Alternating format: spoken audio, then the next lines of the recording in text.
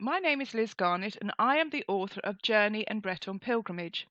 This video is about a pilgrimage route around Brittany in France. My books are about two journeys following the Tro Breiz pilgrimage route around Brittany. Journey is a fictional account about an artist, Aggie, and her son Miles. The other is my trip following the route with a few added extras for good luck, and this is called Breton Pilgrimage.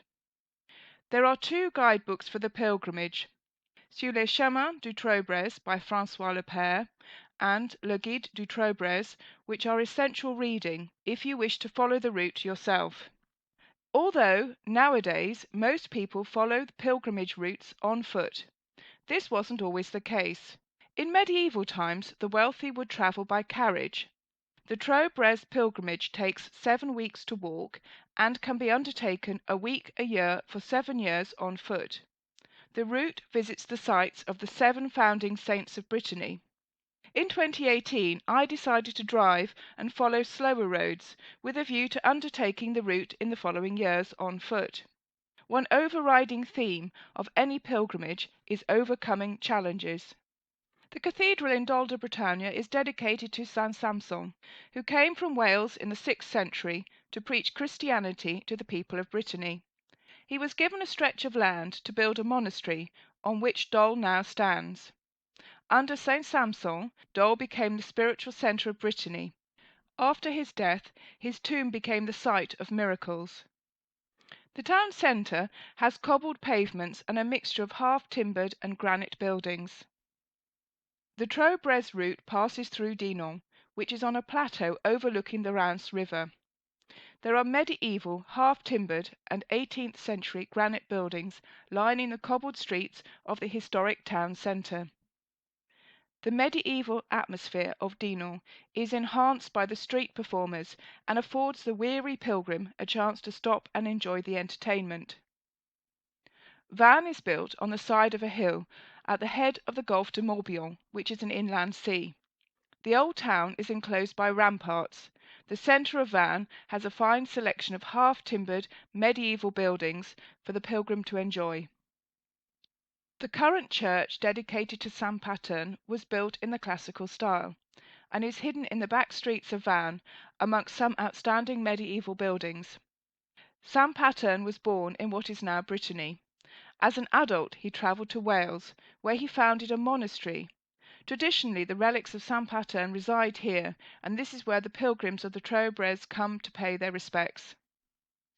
Sainte Anhe is a major pilgrimage site in Brittany and is dominated by the cathedral and associated buildings.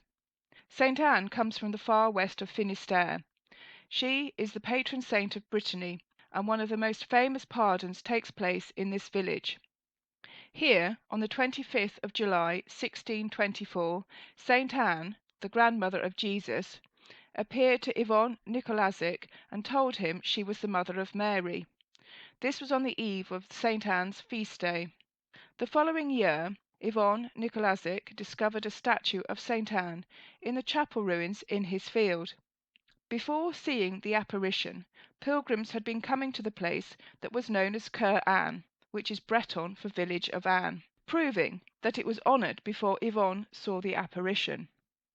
There are a number of buildings beside the basilica on this site, including this fountain overlooked by Sainte Anne. Tradition has it that pilgrims must climb the stairs of the Scala Sancta on their knees, praying and meditating as they go. The Gothic cathedral of Quimper is dedicated to Saint Corentin, who lived as a hermit. Every day he took a piece of flesh from a fish that was in a holy well. Miraculously, he found the fish whole again the next day. On hearing of the miracle, King Gradlon of Cornouailles, in what is now western Brittany, begged him to come and be minister of Quimper. The town has one of the largest pedestrianised town centres in Brittany, with narrow medieval streets which are named after trades of a bygone era, shoemakers, butchers, and so on. Just outside the centre of Quimper is Loch Maria, the pottery district, where the famous bowls with the first names were invented. Heading north from Quimper in the direction of Pol de Leon, the route heads into the land of the parish enclosure. Each enclosure is surrounded by a low stone wall and consists of a church, cemetery, calvary, ossuary and triumphal gate. One of the best examples of the parish enclosure is at Pleyben. The calvary is particularly spectacular, representing scenes from the Passion and Crucifixion. The 13th and 14th century cathedral in St Pol is dedicated to Saint Aurelian, who was the first bishop of the Leon region. Originally from Wales, Saint Aurelian travelled to Brittany to preach. He is depicted with a dragon, as legend has it that he freed the people of Ile-de-Batz from a dragon that had been terrorizing them. In the 6th century, Treguier became a religious centre, thanks to Saint Tugdual, who was a Welsh monk. He had come to Brittany to spread the Christian message. He founded a monastery on the site of the current cathedral. The centre of the town is packed with half-timbered buildings and narrow streets, illustrating a rich history spanning 15 centuries. Treguier has the only cathedral cloisters in Brittany and is noted for being the most beautiful Gothic cloisters in France. One of the advantages of taking the slow road is the chance to see the temple in the small rural village of Lanleff. This remarkable building is in the form of a double circular walls and was built by a local lord returning from the Crusades.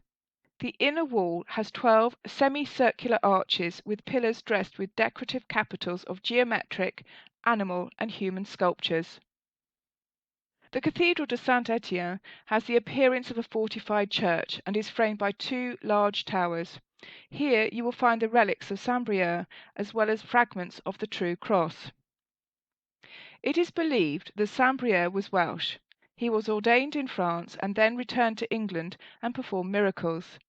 Later he travelled to Brittany and established a monastery close to the present site of St Brieuc. St Malo was born in Wales and landed at Lanleff, close to the current site of St Malo. Here he preached and performed miracles, and later founded a monastery. His relics were kept at the cathedral, which was at Lanleff, but due to the Viking invasions, the cathedral was moved to its current site in the walled city of St Malo. The old town of St Malo stands on a granite island at the mouth of the Reims River. Nowadays it has been joined by the mainland, but you can still get a sense of how it was before the rest of the town was developed. The buildings of the old town are crowded together and surrounded by ramparts. There are a couple of galleon frigate ships in the inner harbour, highlighting St Malo's historic links with corsairs. During the 16th and 17th century, corsairs were sailors who crewed civilian ships supported by the king. They would cut off enemy supply lines and benefited from a share of the seized goods. The cathedral is dedicated to Saint Vincent de Saragosse, who was an early 4th century martyr. Situated within the city walls, it was badly damaged during World War II and was rebuilt with care to retain its mix of Romanesque and Gothic architecture. A new granite spire was added in 1971, as well as modern stained glass windows, including the Great Rose window designed by Raymond Queneau. So, what is a pilgrimage and how should you travel? As I said earlier, in medieval times the wealthy would travel by horse or carriage, with the poor travelling on foot. There was no set route. It was more a point of travelling to the pilgrimage destination. Having followed another pilgrimage route on foot, my personal opinion is that the physicality of putting one foot in front of the other and feeling the ground beneath your feet is the best option. However, with a route like the Tro Breiz and a limited amount of time, cycling or driving works too. Take time to look at the landscape and explore the destinations and points of interest in between. Enjoy the journey and accept the difficult weather conditions as you travel. From time to time, stop and look at the landscape from all angles. Look at where you have travelled from. Further information about my books can be found at www.lizgarnett.com. Thank you for watching this video.